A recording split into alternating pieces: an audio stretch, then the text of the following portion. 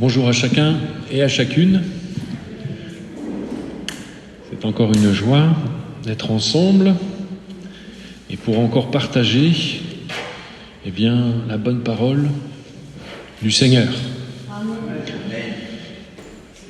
On a eu effectivement l'occasion de le louer, de l'adorer, de lui rendre gloire, ce Dieu de vie, de l'infini. Je pense que vous êtes comme moi parfois quand on dit qu'est-ce qu'il y a derrière ces paroles, l'infini, le Dieu de vie. Quel grand Dieu nous avons. Même si c'est des petits mots qui le représentent aussi infime que ce soit, mais effectivement nous avons un grand Dieu. Et nous avons pu ce matin, et on va continuer forcément à le louer, à l'honorer. Le titre du partage ce matin, je vous le donne tout de suite, c'est « Les impératifs de la vie chrétienne ». C'est le thème qu'on va partager ensemble. Parce que oui, c'est pas un scoop, qui plus est pour nous chrétiens, mais force est de constater que notre monde s'enfonce inexorablement, jour après jour, de plus en plus dans les profondeurs abyssales du mal. La nuit est profonde, épaisse. C'est pas un scoop, Le prince des ténèbres intensifie son œuvre de destruction massive, sentant son heure arriver. Il démultiplie ses stratégies de mort, voulant emporter le plus grand nombre d'hommes, de femmes. C'est une réalité. De tous ses proches, c'est-à-dire de nos familles, de nos amis, de nos collègues, tous ceux et celles qui sont dans l'ignorance de ce qu'ils sont aux yeux de Dieu et de ce qui les attend. À cet état de fait bien triste, vous allez me dire, Luc, il commence fort, là, c'est bien noir, mais c'est pas là où je veux m'arrêter, bien entendu, parce que cet état de fait, à la volonté, et à la seule volonté de Dieu, il existe encore un rempart. Je dirais plutôt une lueur dans ce sombre chaos, une lueur constituée d'hommes et de femmes, l'Église. Bien évidemment, la présence de cette lumière, elle est conditionnée. Et Dieu veut nous rappeler ce matin avec amour et fermeté qu'il compte sur nous, son Église, sur toi, sur moi, pour briller, pour porter sa lumière dans notre famille, dans notre belle famille, dans le cercle amical, professionnel, enfin là où nous vivons, à tous ceux auprès desquels nous menons notre existence. Alors on va prendre le temps ce matin de reconsidérer ensemble, et on est tous concernés. Il n'y en a pas un ce matin qui peut dire « moi, ça ne me concerne pas ». Non, on est tous concernés. Les impératifs de la vie chrétienne, selon l'apôtre Pierre, sans lesquels on ne pourra pas être cette Église qui brille.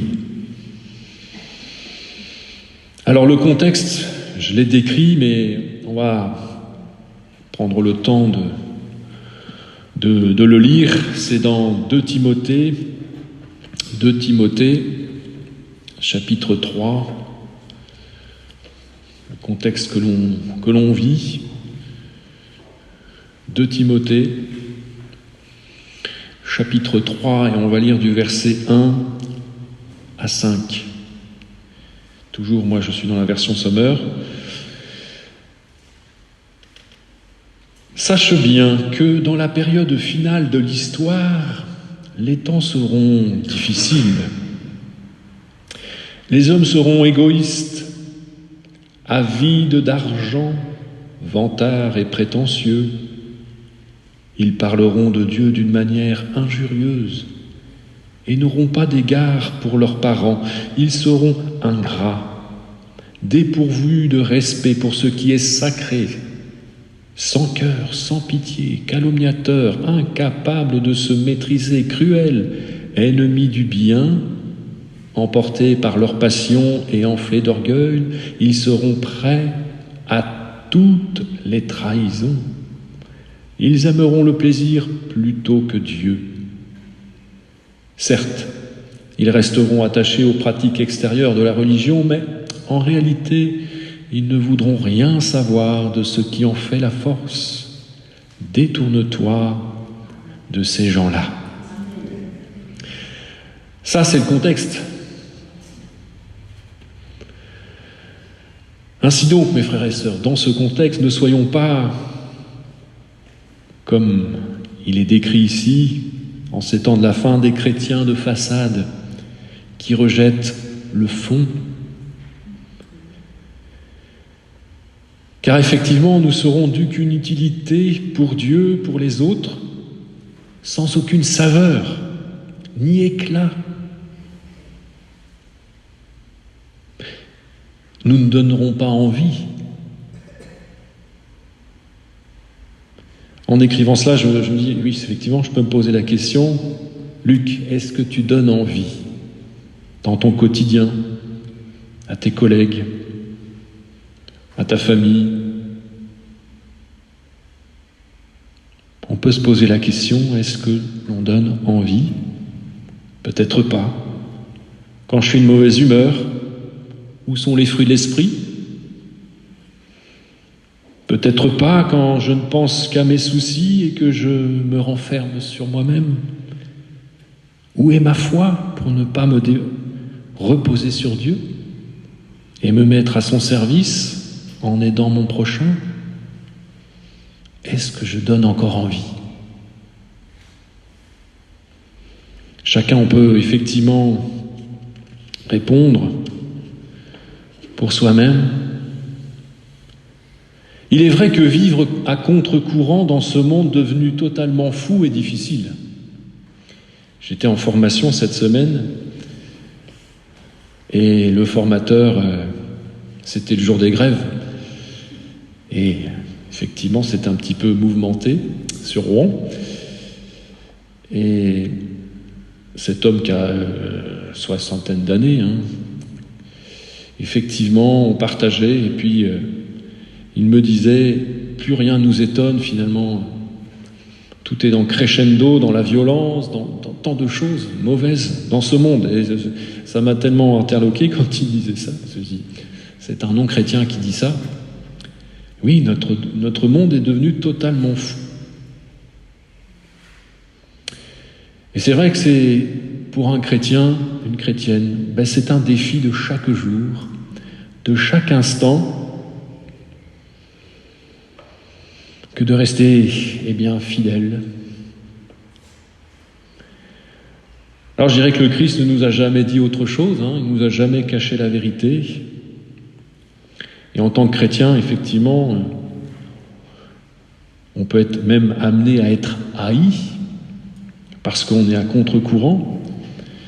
Le Christ a pu le dire, c'est dans Matthieu 10, verset 22, « Vous serez haïs de tous à cause de mon nom. » Mais j'aime bien le mais du Seigneur, « Mais celui qui persévérera jusqu'à la fin sera sauvé. » Et puis il insiste aussi, c'est important, dans Matthieu 28, verset 18, il dit « J'ai reçu tout pouvoir.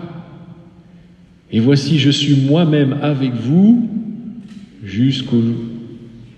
jusqu'à la fin. » Il est là, le Seigneur. On n'est pas tout seul. Oui, c'est difficile. Il nous a prévenus. Et ce qu'il nous demande, et c'est ce qu'on va voir ensemble, c'est de tenir bon. De tenir bon. Et pour ça, pour tenir bon, pour briller, effectivement, il y a des impératifs dans nos vies qu'il nous faut, sur lesquels il faut veiller. On va commencer, si vous voulez bien. Et pour cela, je vous ai dit, on allait regarder ces impératifs par rapport à ce que Pierre a pu dire. Alors on va lire ensemble, si vous voulez bien, on va commencer par 1 Pierre, chapitre 1, et au verset 13. 1 Pierre, et on commence tout de suite par le verset 13. Et moi, le titre de ce verset, c'est, dans la notion des impératifs de la vie chrétienne, c'est « espérer ». C'est le titre de ce verset. Voici ce qu'on peut lire. C'est pourquoi tenez votre esprit en éveil et ne vous laissez pas distraire. Mettez toute votre espérance dans la grâce qui vous sera accordée le jour où Jésus-Christ apparaîtra. Donc, pour tenir, pour briller, pour donner envie, il nous faut nous appuyer déjà sur notre espérance, mes frères et sœurs. J'ai entendu ce matin dans une louange cette notion d'espérance. Oui, l'espérance, c'est quoi? On en a déjà parlé.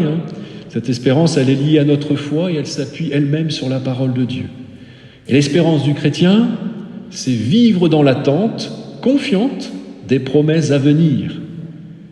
Ces promesses que nous pouvons faire nôtres grâce au sacrifice de Jésus-Christ. Vivre dans l'attente confiante des promesses à venir. C'est quoi ces promesses? La justice de Dieu, le salut, la libération du pouvoir destructeur, la résurrection, la gloire de Dieu, notre héritage céleste, le retour de Jésus, la vie éternelle. Ce sont des promesses qu'en tant que chrétiens, on est conscients les uns et les autres. Mais il est bon, jour après jour, de se rappeler de ces promesses. C'est une magnifique manière de commencer sa journée, mes frères et sœurs. Si vous n'avez pas quoi faire dans vos prières le matin, eh bien, dans ce moment de louange peut-être, qui introduit votre moment de prière, eh bien, louez le Seigneur pour toutes ces promesses qui sont vôtres, parce que, eh bien, vous avez accepté son œuvre dans vos vies. S'appuyer sur notre espérance, sur toutes ces promesses que le Seigneur nous a faites. Elles sont nôtres. C'est beaucoup mieux de s'appuyer sur cette espérance que de s'attacher aux choses d'ici-bas, où l'on risque d'être déçu. Mais c'est vrai que ce monde d'ici-bas est comme une lumière, et elle est bien faite cette lumière, mais qui peut attirer. Ne nous laissons pas attirer ni endormir par les sirènes, les mirages de notre monde, mais restons fermement ancrés sur notre espérance. Apprenons à nous contenter de ce que nous avons, restons sur l'essentiel. D'ailleurs, je dirais que dans cette notion de donner envie, n'ayons pas peur, mes frères et sœurs, de témoigner de notre espérance. Je ne sais pas pour ceux qui sont encore dans le monde du travail ou combien même, si on est à la retraite, on peut être sujet à rencontrer nos amis, peut-être dans des associations, je ne sais, mais n'hésitons pas, mes frères et sœurs, à témoigner de notre espérance, parce que bien souvent dans les conversations, je ne sais pas vous, mais c'est souvent du désespoir qu'on entend. Alors, nous qui avons l'espérance, toutes ces promesses, sachons les partager. Sachons donner envie. Et partager toutes ces promesses, notre espérance ne pourra donner que envie, nécessairement, à ceux à qui on les partage.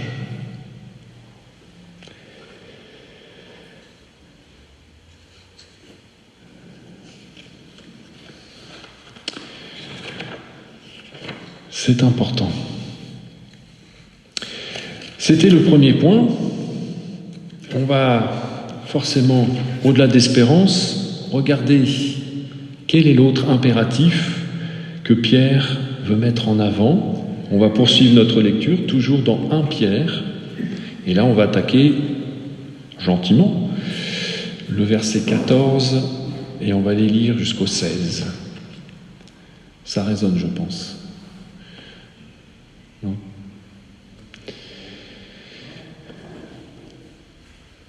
Le titre du verset 14 et 15, c'est « Être saint ».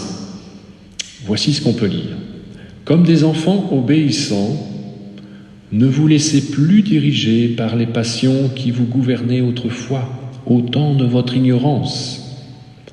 Au contraire, tout comme celui qui vous a appelé est saint, Soyez saints dans tout votre comportement. Car voici ce que Dieu dit dans l'Écriture, soyez saints, car je suis saint. La sainteté du croyant représente sa consécration à Dieu. Car comme Paul a pu le dire dans 1 Corinthiens 1, verset 2, nous sommes appelés à vivre pour Dieu. Ce Dieu qui est saint doit être notre modèle. Ainsi, la sainteté qui le caractérise doit également se voir à travers nos vies, ici-bas. Purifié, mis à part, c'est ce que l'œuvre de Jésus-Christ a accompli en chacun d'entre nous. Dès lors que nous avons compris, rejeté notre état de pécheur et accepté la grâce offerte par le sacrifice de notre Seigneur. Alors cette libération, et on a loué notre Seigneur pour cette libération, on l'a chanté, si vous vous rappelez bien, forcément ne nous exempte pas des tentations, vous le savez. Mais sachons résister, restons sur le qui-vive, laissons-nous renouveler, mes frères et sœurs. J'irai même plus loin, sachons nous humilier quand nous laissons trop de place à la chair. C'est important, la sanctification. On va faire 2 lectures dans 1 Thessaloniciens, chapitre 4, versets 3 à 7. 1 Thessaloniciens,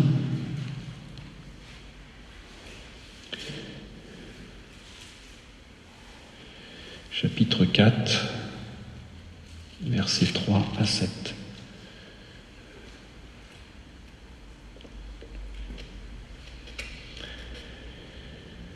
Ce que Dieu veut, c'est que vous meniez une vie sainte, que vous vous absteniez de toute immoralité, que chacun de vous sache gagner une parfaite maîtrise de son corps pour vivre dans la sainteté et l'honneur, sans se laisser dominer par des passions déréglées comme le font les païens qui ne connaissent pas Dieu. Qu'ainsi personne ne cause du tort à son frère dans ce domaine en portant atteinte à ses droits. Dieu en effet fait justice de toute faute de ce genre, nous vous l'avons déjà dit et nous vous en avons averti, car Dieu ne nous a pas appelés à nous adonner à des pratiques dégradantes, mais à vivre d'une manière sainte. Et on va poursuivre, si vous voulez bien, par Romains, chapitre 8, versets 13 et 14. Romains, chapitre 8. Romains, chapitre 8, on est toujours dans cette notion de sanctification. Romains, chapitre 8, versets 13 et 14. J'en avais fait la lecture il n'y a pas si longtemps que ça, au moment de la Sainte Seine. Romains 8, versets 13, 14. Car si vous vivez à la manière de l'homme livré à lui-même, vous allez mourir. Mais si par l'Esprit vous faites mourir les actes mauvais que vous accomplissez dans votre corps, vous vivrez. Car ceux qui sont conduits par l'Esprit de Dieu sont fils de Dieu. Amen. Alors oui, notre époque, elle a aussi cette particularité, c'est qu'elle est excessivement permissive. La tentation omniprésente, il n'y a plus aucune censure. Les préceptes bibliques sont mis à mal sous couvert d'une bienveillance, d'une ouverture d'esprit. Tout doit être accepté. C'est ce qu'on entend, c'est ce qu'on voit. Et le pire, c'est que nos enfants sont abreuvés dès leur plus jeune âge de tous ces mensonges. Alors soyons, mes frères et sœurs, vigilants. C'est un vrai défi. Et je dirais qu'on soit parents ou grands-parents, ça fait partie de nos responsabilités de transmettre ces valeurs bibliques, ces saintes valeurs bibliques. Nous sommes amenés à vivre dans la sanctification et à transmettre toutes ces valeurs. Alors, mon frère, ma sœur, on a tous notre rôle Bien évidemment déjà de le vivre nous-mêmes, mais aussi de transmettre ses valeurs. C'est important. La sanctification. L'espérance, la sanctification. Troisième point que j'ai entendu aussi dans le moment de louange adoration. On va le lire dans toujours 1 Pierre, chapitre 1, et là on va prendre le verset 17 et on va aller jusqu'au verset 21.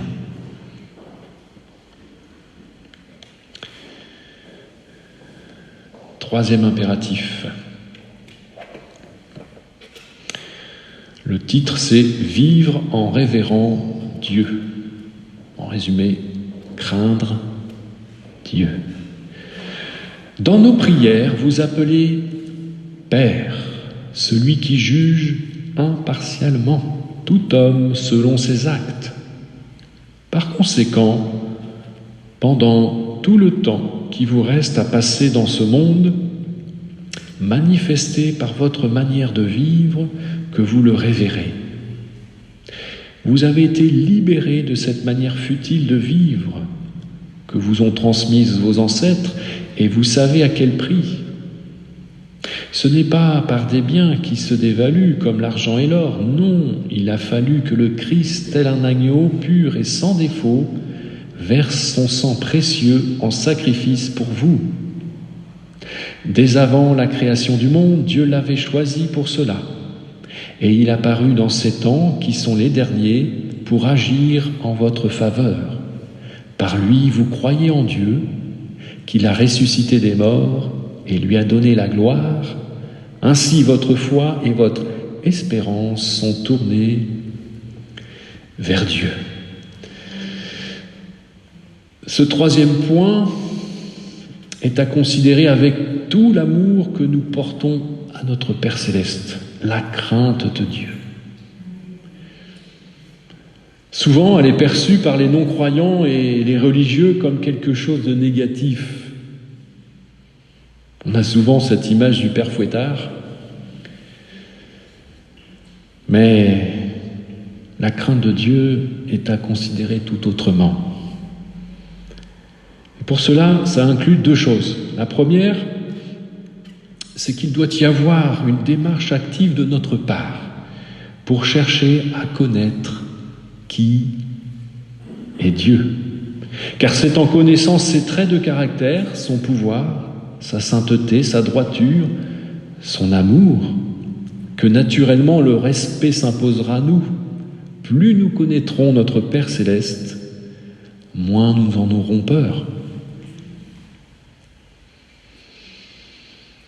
Deuxièmement, n'oublions pas tout de même que Dieu, par sa nature divine, ne peut pas être au contact du mal, le péché, qu'il est par-dessus tout.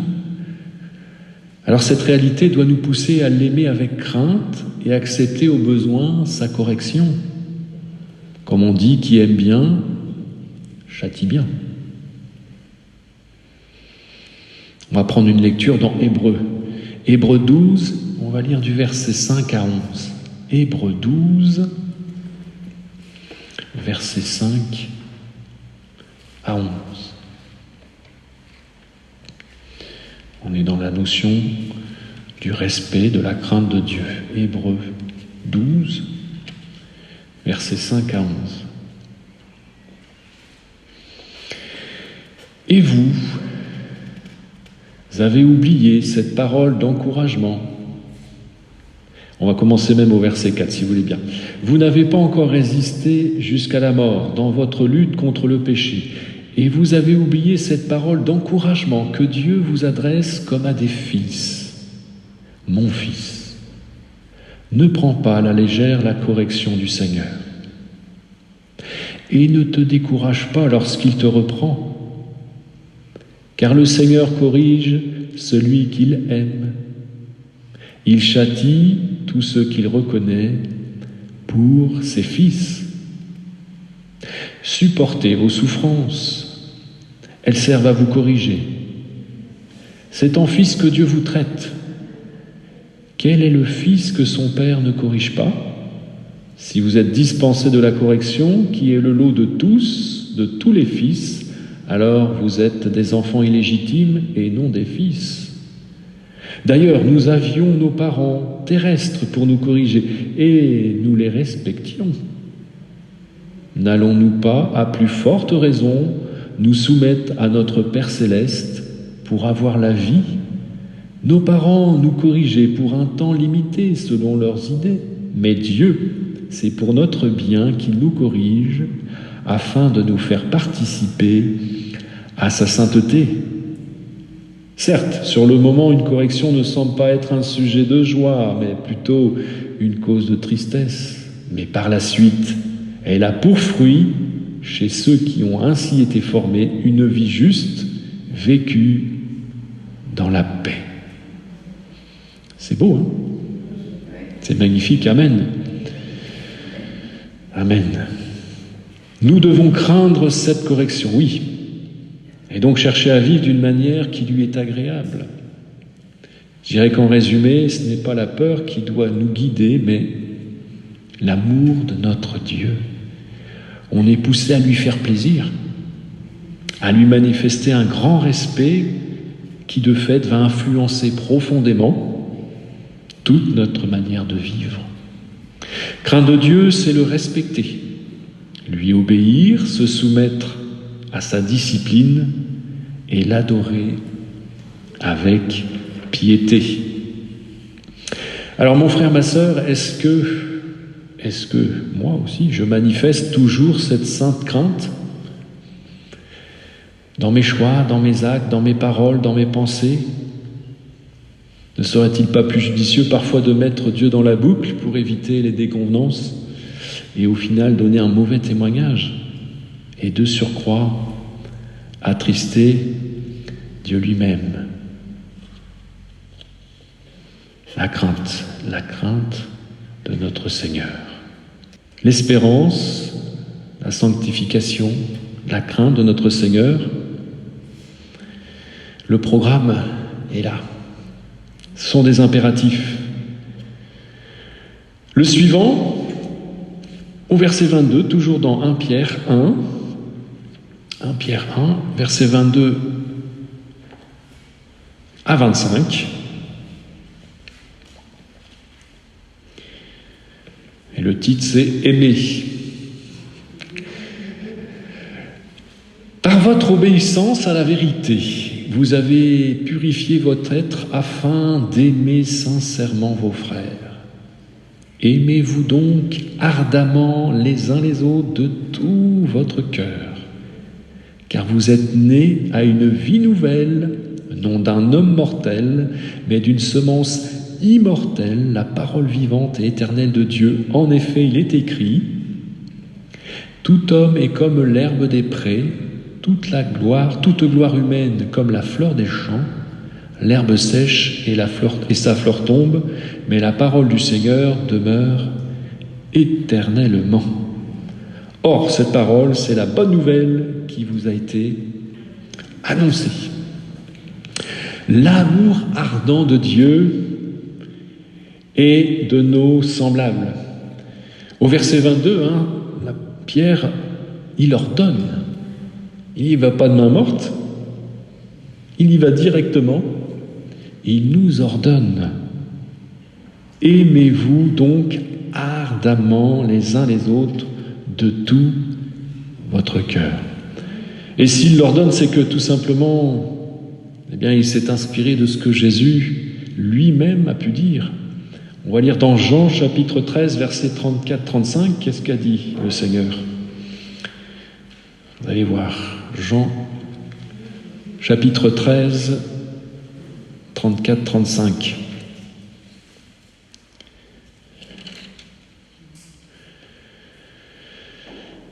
C'est très clair.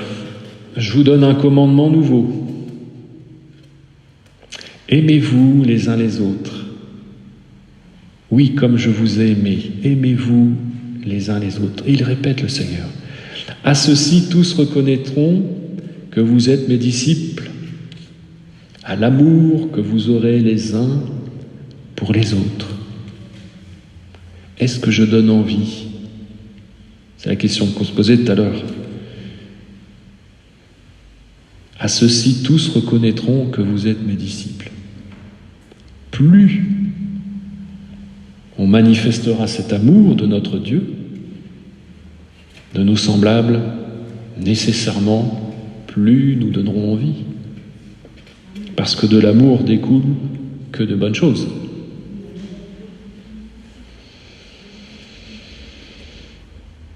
Le Christ, à travers le passage que l'on vient de lire, veut nous pousser à l'action. Et pour cela, il ne s'est pas arrêté au discours, ni à un ordre. Notre Seigneur, il l'a appliqué. Vous prendrez le temps de relire un petit peu ce passage de Jean, vous lirez un petit peu avant ce qu'on vient de lire, et qu'est-ce qu'il faisait Jésus? Il a lavé les pieds de ses disciples. Et vous lirez quelques lignes après ce chapitre 13, et qu'est-ce qu'il a fait? Il a offert sa propre vie à la croix. Aimer. L'amour en action, c'est faire le don de soi. Et le Christ a montré l'exemple. Le don de soi, il se caractérise par l'humilité, le pardon, le service. Frères et sœurs, il nous faut nous laisser renouveler, savoir demander quotidiennement à Dieu de nous aider à manifester cet amour. C'est pas inné, Loin de là. C'est pas inné de savoir renoncer à ses propres intérêts au profit de Dieu, de ceux de Dieu et donc de ceux des autres. Ça va effectivement à contre-courant de toute notre société qui est moi, et encore moi. Et moi, toujours moi.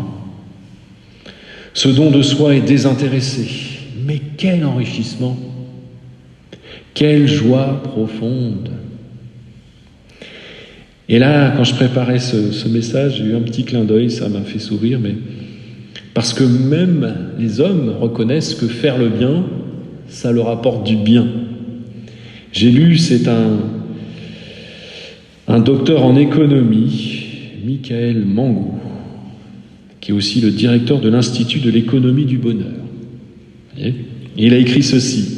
C'est prouvé scientifiquement, mais on n'a pas besoin, nous, de nous prouver scientifiquement, mais j'ai trouvé ça intéressant.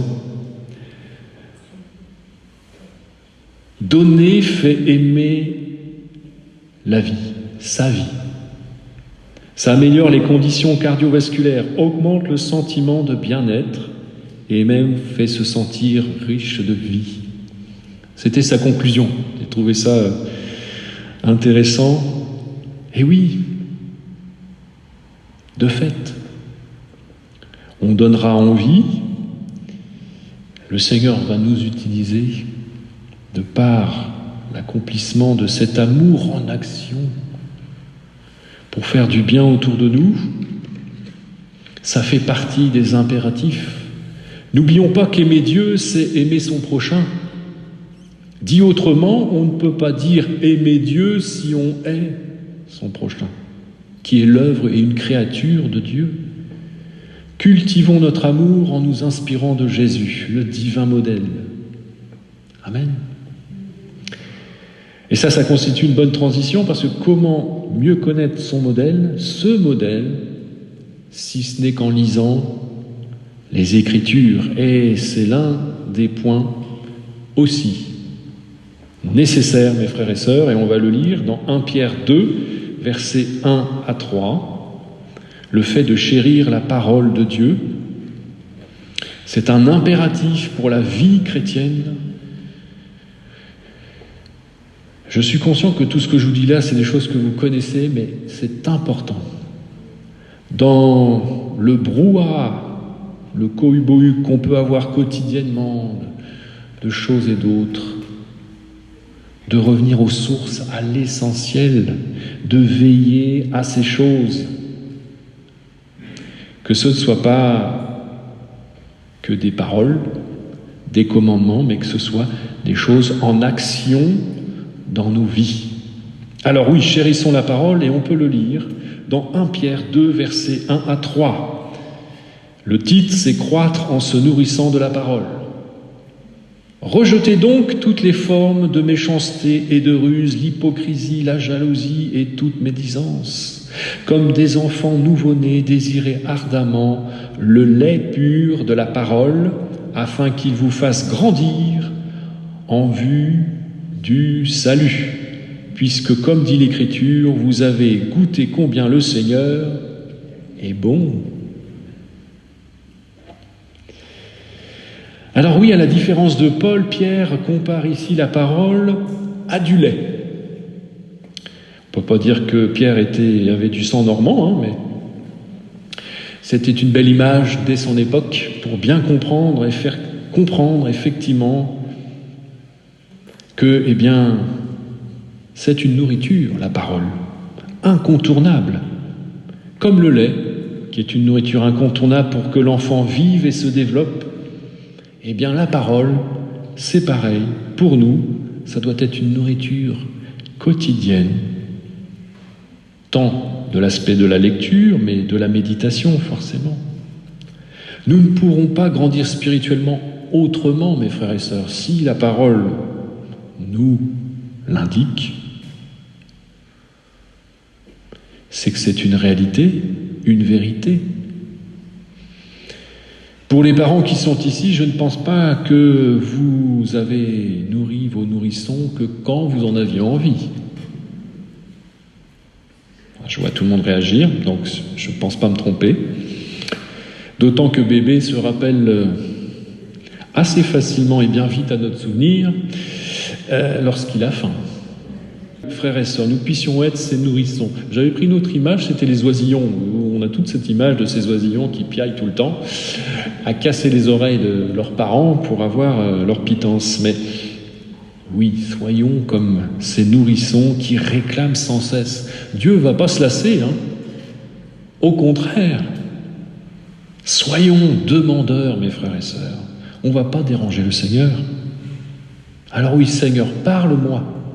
Renouvelle mon intelligence, renouvelle notre intelligence pour que je puisse comprendre ta volonté, comprendre ce que tu veux me dire, pour que je puisse grandir. Et tout à l'heure, rappelez-vous, dans la notion de la crainte, l'idée c'était que plus on connaît Dieu, moins on en aura peur, forcément, plus on sera dans ce respect. Et forcément, un des moyens de le connaître encore plus, c'est de connaître sa parole. Parce que c'est le moyen qu'il nous a donné pour le connaître. Chérissons, mes frères et sœurs, la parole, chérissons les moments. Oui, c'est vrai. On court. Il y a tant et tant de raisons pour ne pas l'ouvrir. Mais ne faisons pas le jeu de l'ennemi. Comment partager, comment donner envie si nous ne connaissons pas notre Dieu? On pourra être surpris parfois au vu de questions de nos proches, de nos collègues, si on ne sait pas répondre, parce que, non. Oui, quand on commence dans la vie chrétienne, c'est normal, mais nous sommes quand même amenés et encouragés à grandir. Le dernier impératif, on va le lire, toujours dans 1 Pierre, chapitre 2, et c'est du verset 4 au verset 10. 1 Pierre, chapitre 2, du verset 4 au verset 10. Le titre, c'est « Former un temple pour Dieu ». Il est la pierre vivante que les hommes ont rejetée, mais que Dieu a choisie et à laquelle il attache une grande valeur. Approchez-vous donc de lui, et puisque vous êtes vous aussi des pierres vivantes, édifiez-vous pour former un temple spirituel et pour constituer un groupe de prêtres consacrés à Dieu, chargés de lui offrir des sacrifices spirituels qu'il pourra accepter favorablement par Jésus-Christ.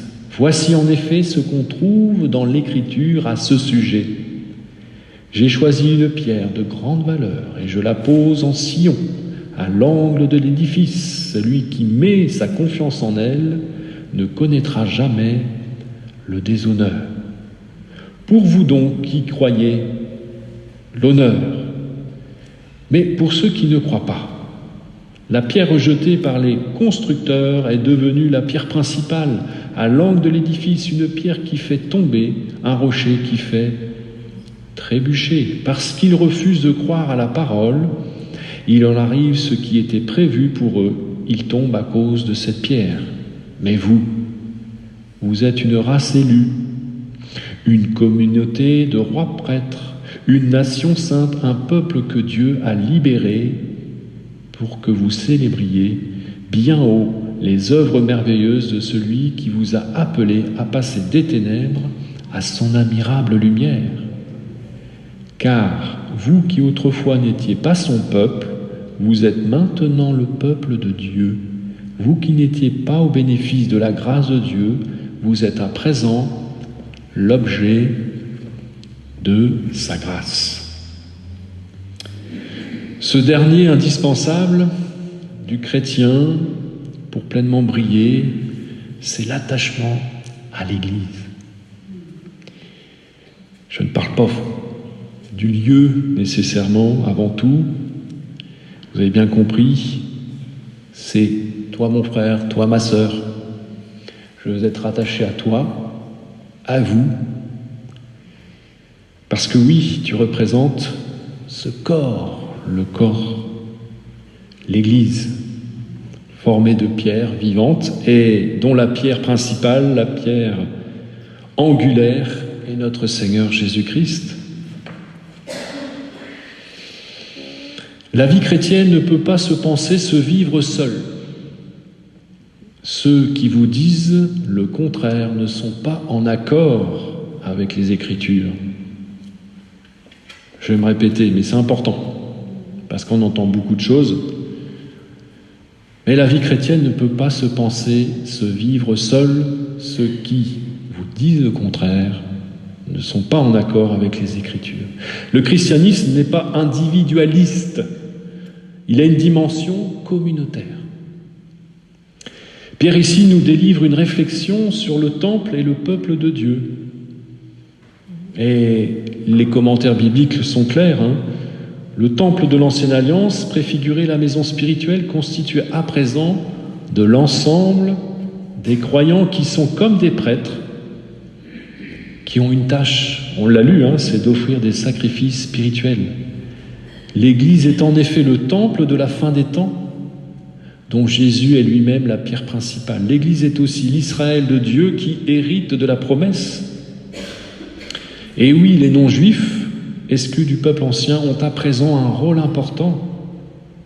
Ce qui incombait au peuple d'Israël s'accomplit dans et à travers l'Église, qui prend une place particulière auprès de Dieu pour le bien des nations. L'Église, donc, mes frères et sœurs, chacun d'entre nous, on est un outil de bénédiction pour notre monde. Nous sommes des outils de bénédiction, mes frères et sœurs. Est-ce que vous en êtes conscients ? Je n'ai pas beaucoup d'amen, mais est-ce que vous en êtes conscients ? C'est pas être orgueilleux que de le dire, On ne l'est que par la grâce du Seigneur. On est précieux aux yeux de Dieu. Vous en êtes conscient ? Mais je rajouterais aussi, on doit l'être aux yeux des uns et des autres. Merci mon frère. Et oui.